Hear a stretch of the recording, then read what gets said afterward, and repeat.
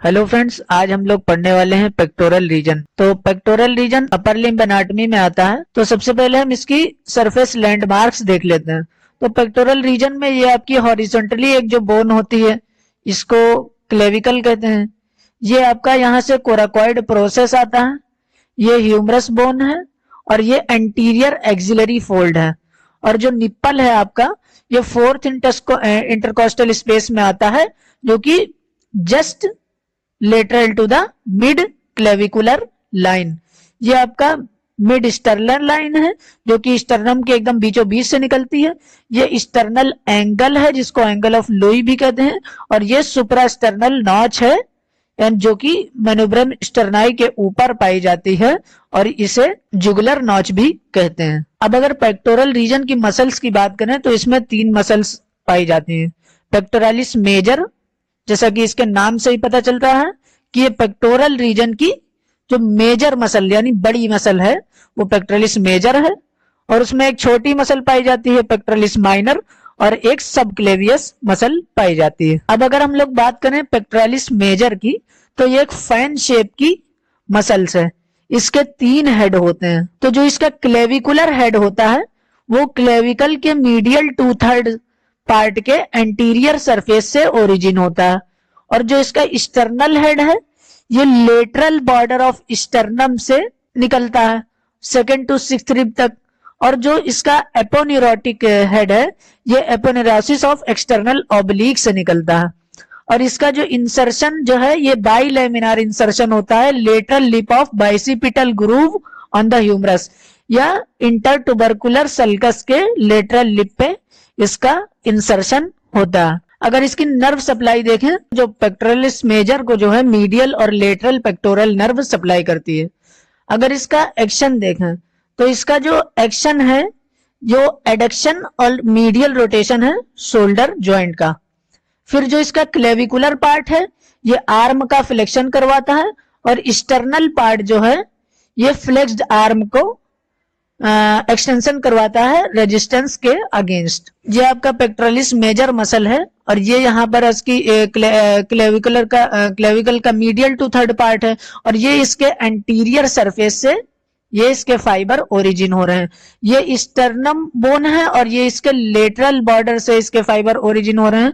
और ये इसका एपोनेरोटिक पार्ट है, जो कि एक्सटर्नल ऑब्लिक के एपोनेरोसिस से ओरिजिन होके ये यहाँ पर इसका बाइलेमिनार 2 लेमिनार में जे शेप का इंसर्शन हो रहा है ह्यूमरस के lateral lip of bicipital groove पे, जैसा कि यहाँ पर इस डायग्राम में क्लियरली दिख रहा है। जे शेप या यू शेप आप कह सकते हैं। ये इसका एंटीरियर लेमिना है, और ये इसका पोस्टीरियर लेमिना है, जो कि स्टर्नोकोस्टल और एपोनेरोटिक फाइबर से आया है। और एंटीरियर लेमिना जो है, ये इसका क्लेविकुलर पार्ट से आया है। अब क्लिनिकल टेस्टिंग कैसे करेंगे पेक्टोरलिस मेजर की?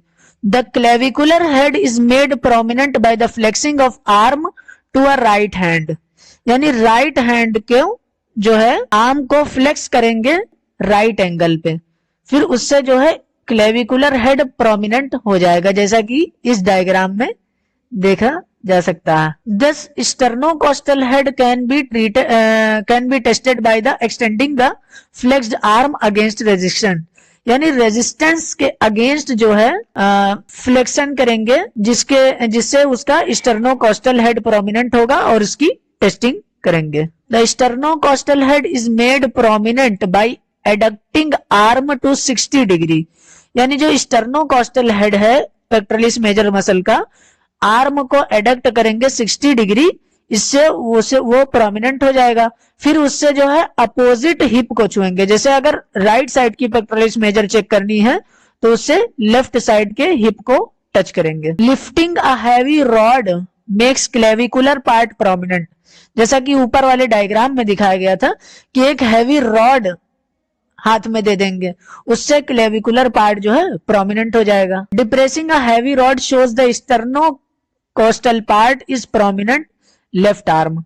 Pressing the fists against each other makes the whole muscle prominent, यानी मुट्ठी बनाएंगे इस तरह से और एक दूसरे के ऊपर उसको प्रेस करेंगे, इससे आपका ये मेजर प्रोमिनेंट हो जाएगी और इससे टेस्टिंग कर सकेंगे। अब पेक्टोरलिस माइनर मसल की अगर बात करें तो पेक्टोरलिस माइनर का ओरिजिन जो है सेकंड, थर्ड और फोर्थ रिब्स के कोस्टोकॉन्ड्रल जंक्शन से होता है, यानी जहां पर कार्टिलेज और बोन का जंक्शन होता है वहां से इसका ओरिजिन होता है।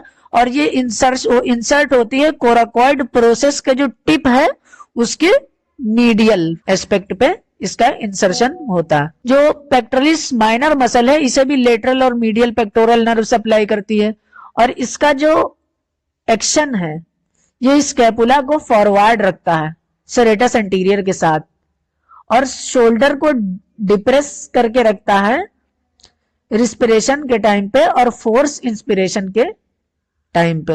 जैसा कि इस डायग्राम में क्लियरली दिख रहा है कि ये आपकी पेक्टोरलिस माइनर मसल है जो कि सेकेंड, थर्ड और फोर्थ फिफ्थ से फोर्थ रिब से निकली हुई है, यानी थर्ड, फोर्थ और फिफ्थ रिब से निकली है, यानी ओरिजिन हुआ है इसका, और ये इसका इंसर्शन कोराकॉइड प्रोसेस पर हुआ है। और ये आपकी सब क्लेवियस मसल है जो कि फर्स्ट रिब से इसका ओरिजिन हुआ है और इंसर्शन क्लेविकल के इंफीरियर सरफेस में हुआ, जैसा कि यहाँ पर क्लियरली दिखाया जाता है। इंसर्शन ऑफ सब क्लेवियस, इस सब क्लेवियन ग्रूव में क्लेविकल के जो मीडियल टू थर्ड के इंफीरियर सरफेस पे एक ग्रूव पाया जाता है, इसे सब क्लेवियन ग्रूव कहते हैं। इसमें आपकी सब क्लेवियस मसल आके इंसर्ट होती है, और ये कोराकॉइड प्रोसेस है, इस पर पेक्टोरलिस माइनर आके इंसर्ट होती है। जैसा कि यहाँ पर इन्होंने सब क्लेवियस का ओरिजिन और इंसर्शन बताया। First rib of the costochondral junction, यहाँ जहां पर मतलब कार्टिलेज और बोन का जंक्शन होता है वहां से इसकी ओरिजिन होती है, और इसकी सब क्लेवियन ग्रूव में जो कि क्लेविकल के इंफीरियर सरफेस में पाई जाती है, मीडियल टू थर्ड वाले पार्ट की। इसकी नर्व सप्लाई जो है नर्व टू सब क्लेवियस है जो कि अपर ट्रंक से निकलती है। इसके एक्शन की अगर बात करें तो ये क्लेविकल को स्टेबल करके रखती है शोल्डर जॉइंट के मूवमेंट में, और ये एक्सिलरी वेसल्स के लिए और ब्रेकियल प्लेक्सस के लिए कुशन बनाती है। फिर क्लेविपेक्टोरल फेशिया भी पेक्टोरल रीजन में आता है। Clavipectoral fascia is a fibrous sheath situated deep to the clavicular portion of the pectoralis major muscle, यानी क्लेविपेक्टोरल फेशिया जो है ये एक फाइब्रस शीथ है जो कि पेक्टोरालिस मेजर मसल के डीप में पाई जाती है। ये पेक्टोरालिस मेजर ये आपकी क्लेविपेक्टोरल फेशिया है, और ये इसका सजाइटल सेक्शन है, यानी ये क्लेविपेक्टोरल फेशिया जो है ये सब क्लेवियस मसल है, इसको भी सराउंड करती है।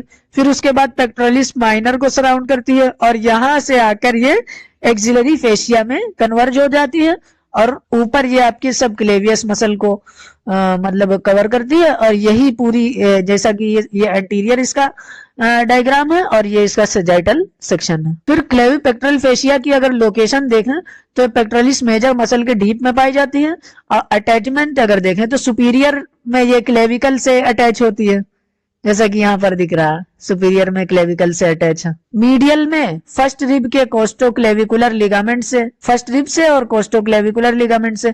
फिर इंफीरियरली जो है सस्पेंसरी लिगामेंट ऑफ एक्सिला से ये मतलब अटैच होती है, और लेटरली ये कोराकॉइड प्रोसेस से अटैच होती है।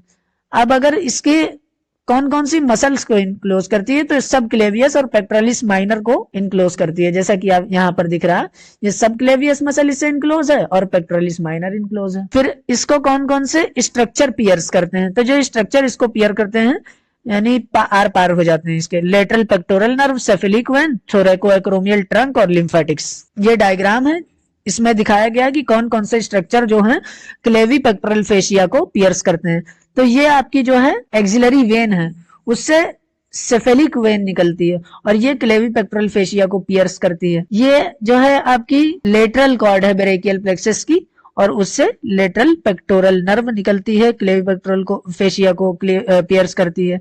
और ये एक्सिलरी आर्टरी है, इससे थोरैकोएक्रोमियल जो ट्रंक है इसकी, ये क्लेविपेक्टोरल फेशिया को पियर्स करती है। और ये जो लिम्फेटिक वेसल्स हैं जो लिम्फ नोड से यहाँ निकलते हैं और इस फेशिया को पियर्स करते हैं। अब सेरेटस एंटीरियर मसल की अगर बात करें तो जो सेरेटस एंटीरियर मसल है, यहाँ पर डायग्राम है इसका, ये सेरेटस एंटीरियर जो मसल है इसका ओरिजिन होता है अपर 8 रिब्स से, और इंसर्शन जो है इसका स्कैपुला के मीडियल बॉर्डर पर होता है। तो जो इसकी फर्स्ट डिजिट है इस स्कैपुला के सुपीरियर एंगल पर इंसर्ट होती हैं, और सेकंड और थर्ड डिजिट जो है ये इसके मीडियल बॉर्डर पर इंसर्ट होती हैं, और जो नीचे की 5 डिजिट हैं ये इसके इंफीरियर एंगल पर इंसर्ट होती हैं। जैसा कि ये उसका सुपीरियर व्यू है, ये 4th रिब है, और इस तरह से ये सेरेटस एंटीरियर मसल होती हैं, यानी ये स्कैपुला से यहाँ से जाकर स्कैपुला से, यानी ये रिब्स में ऐसे होती हैं, यहाँ से निकलती हैं और यहाँ तक स्कैपुला के मीडियल बॉर्डर में जाके इंसर्ट हो जाती हैं। इसकी नर्व सप्लाई की अगर बात करें तो लॉन्ग थोरेसिक नर्व इसे सप्लाई करती है। इसका एक्शन है क्लेविकल को स्टेबल करना, पुशिंग और पंचिंग, यानी जब हम किसी चीज को पुश करते हैं या किसी चीज को पंच करते हैं, इसमें सेरेटस एंटीरियर हेल्प करती है पेक्टोरलिस माइनर के साथ में, और ओवरहेड एब्डक्शन ऑफ शोल्डर, यानी शोल्डर का जब एब्डक्शन होता है 90 डिग्री से ऊपर, तो इसमें ये सेरेटस एंटीरियर मसल का एक्शन होता है। अब क्लिनिकल एनाटॉमी की अगर बात करें तो क्लिनिकल एनाटॉमी में आएगा विंगिंग ऑफ स्कैपुला। तो विंगिंग ऑफ स्कैपुला क्या है? अगर सेरेटस एंटीरियर मसल जो है ये अगर पैरालाइज हो जाए तो विंगिंग ऑफ स्कैपुला की कंडीशन आती है, जिसमें इंफीरियर एंगल और मीडियल बॉर्डर जो है स्कैपुला का वो की अनड्यूली प्रोमिनेंट हो जाता है, जैसा कि इस इमेज में दिख रहा है। ये लॉन्ग थोरेसिक नर्व की इंजरी से होता है, जिसमें पेशेंट जो है कोई भी पुशिंग एक्शन नहीं कर पाता, यानी किसी चीज को धक्का नहीं दे पाता, या न ही अपने आर्म को 90 डिग्री से ऊपर उठा सकता है। और अगर वो ऐसा करता है, यानी जब हम विंगिंग ऑफ स्कैपुला चेक करना होता है तो पेशेंट से कहते हैं कि दीवार पर पुश करने को कहते हैं, तो उससे जो जिस तरफ की लॉन्ग थोरेसिक नर्व डैमेज होती है या पैरालाइज होती है, उसमें उस तरफ का स्कैपुला का मीडियल बॉर्डर और इंफीरियर एंगल जो है वो प्रोमिनेंट हो जाता है, और ऐसी कंडीशन में हम विंगिंग ऑफ स्कैपुला चेक करते हैं। फिर clinical testing, forward pressure with the hand against the wall, जैसा कि हमने बताया कि दीवार, पेशेंट से कहेंगे कि वो दीवार पर अपने हाथों को प्रेस करे, जिससे रेजिस्टेंस आगे एग्जामिनर देखेगा, तो एग्जामिनर देखेगा कि मीडियल बॉर्डर और इंफीरियर एंगल स्कैपुला का प्रोमिनेंट तो नहीं है। अगर प्रोमिनेंट है तो विंगिंग ऑफ स्कैपुला है, अगर प्रोमिनेंट नहीं है तो इसका मतलब सेरेटस एंटीरियर एकदम सही है और लॉन्ग थोरेसिक नर्व की इंजरी नहीं हुई है। तो यही था पेक्टोरल रीजन। Thank you.